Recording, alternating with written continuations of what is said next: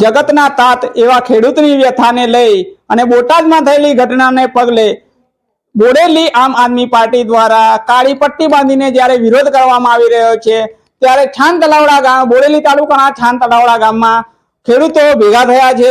ત્યારે આપણી સાથે છે સંખેડા વિધાનસભાના આમ આદમી પાર્ટીના પ્રભારી એવા રંજનભાઈ તડવી। તો રંજનભાઈ તડવીને ખાસ એ પૂછવું છે કે અત્યારે જે બોટાદમાં ઘટના બની છે જેમાં કરદો નામનો શબ્દ આવ્યો છે, તો આ કરદો શું હોય છે એ તમે અમારા ખેડૂતોને, અમારા દર્શક મિત્રોને આ કરદા વિશેની ખાસ માહિતી આપજો કે આ કરદો શબ્દ છે, આ કરદા શબ્દનો અર્થ શું હોય છે?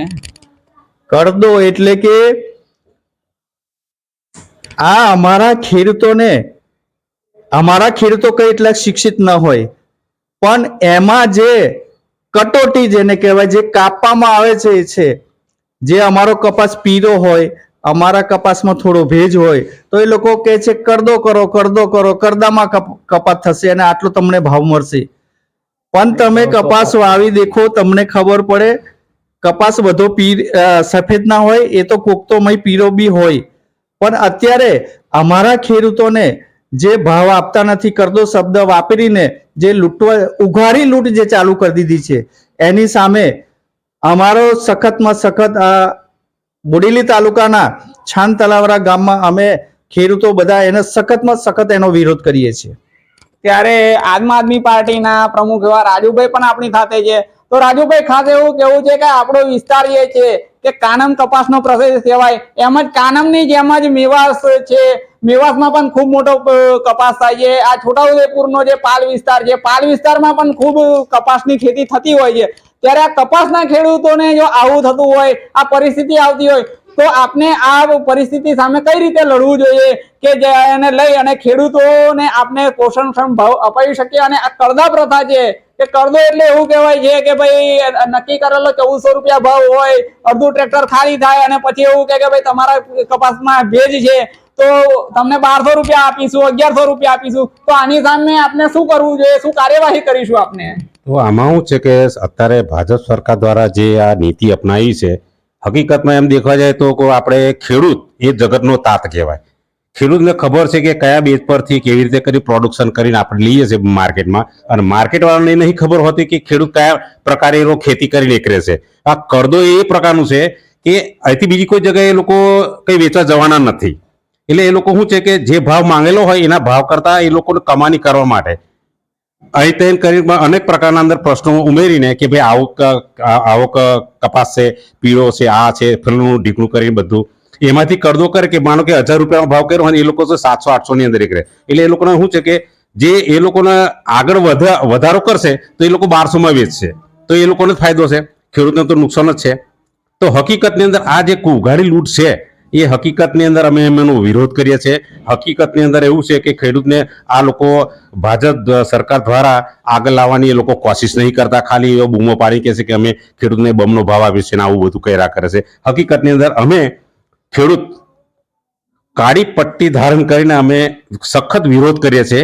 જે અત્યારે બોટાદમાં ચાલી રહ્યું છે તે હકીકતને નિંદનીય છે, અને હકીકતને આ લોકો હકીકતને કે સચ્ચાઈને આ લોકો દબાવવાની કોશિશ કરે છે, એ અમે સહન કરી ના શકીએ। બસ આ જ મારે કહેવું છે। ત્યારે ખેડૂતોના પ્રશ્નોને લઈને ખૂબ મોટી વાતો થઈ રહી છે કે ખેડૂતની આવક બમણી કરીશું, આવા સરકારના દાવાઓની સામે આપણી સાથે જ છાનતલાવડા ગામના એક જાગૃત ખેડૂત એવા નરસિંહભાઈ છે। તો નરસિંહભાઈને પૂછવું છે કે નરસિંહભાઈ, જે આપણે ખેતી કરીએ છીએ અત્યારે પરિસ્થિતિ એવી છે કે ભાઈ 150 થી 200 રૂપિયા એક ટાઈમની મજૂરી છે, ખવડાવવું પડે છે। આટલું કર્યા પછી પણ જયારે આપણી ખેતી પાકે છે અને ખેતીમાં આવું થાય છે તો એવું કહે છે કે ખેડૂતે આત્મહત્યા કરવી પડે એવી પરિસ્થિતિ જયારે ઊભી થાય છે, તો આ જે થાય છે, જે કાર્યવાહી થઈ રહી છે કરદા પ્રથાની, તો એનામાં આપણે શું કરી શકીએ? આપણે શું કરી શકીએ? આપણે તો બધા દરેક બાબતથી વાકેફ છીએ, જાણકાર છીએ કે આપણે દેખીતા લૂંટાઈએ છીએ માર્કેટમાં।